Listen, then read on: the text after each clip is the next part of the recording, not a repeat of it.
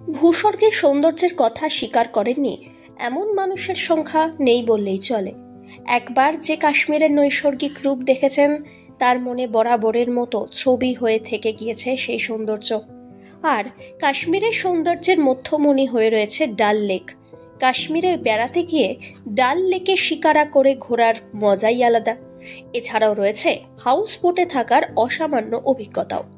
কাশ্মীরের সৌন্দর্য তুষারের চাদরে ঢাকা উপত্যকা, ওক পাইনে ঢাকা পাহাড়ের অফুরন্ত সৌন্দর্য মনকে আকৃষ্ট করে তোলে।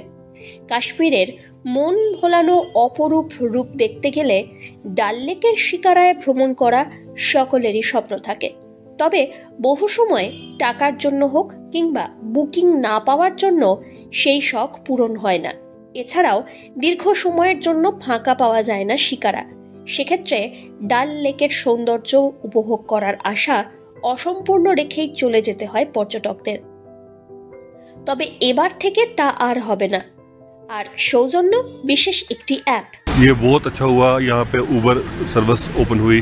बाहर के जैसे दिल्ली हो गया, जम्मू में तो काफ़ी पहले आ चुका है, यहाँ कश्मीर में भी आया ये उबर, और बहुत अच्छा हुआ ये उबर आया। इसकी फैसिलिटी, कार फैसिलिटी भी है, अब शिकारा फैसिलिटी भी होगी और टूरिस्ट को सबसे आसानी हो जाएगी इस फैसिलिटी के थ्रू। ये बहुत अच्छा कदम है। इससे बहुत ज़्यादा फ़ायदा लोकल का भी है और टूरिस्ट का भी है, क्योंकि 4-6-7 बजे के बाद शिकारा जो बंद होते हैं, सर्विस नहीं होती है।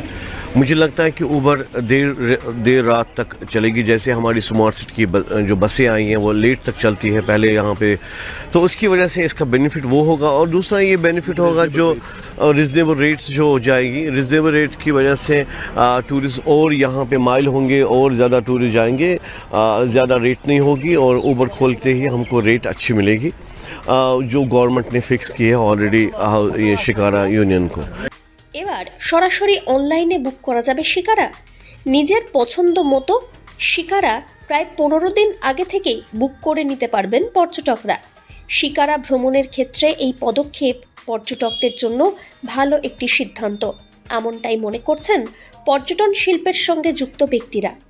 ভারতের অ্যাপ ক্যাব পরিবহন সংস্থা উবেরের পক্ষ থেকে নেওয়া হয়েছে এই বিশেষ পদক্ষেপ।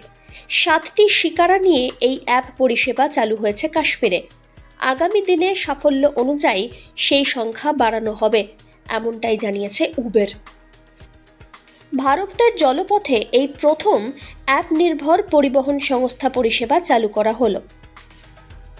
শিকারায় ডাল লেকের ঘুরে দেখার জন্য আরও বেশি সুবিধা পাবেন পর্যটকরা। Bureau report, one India Bangla.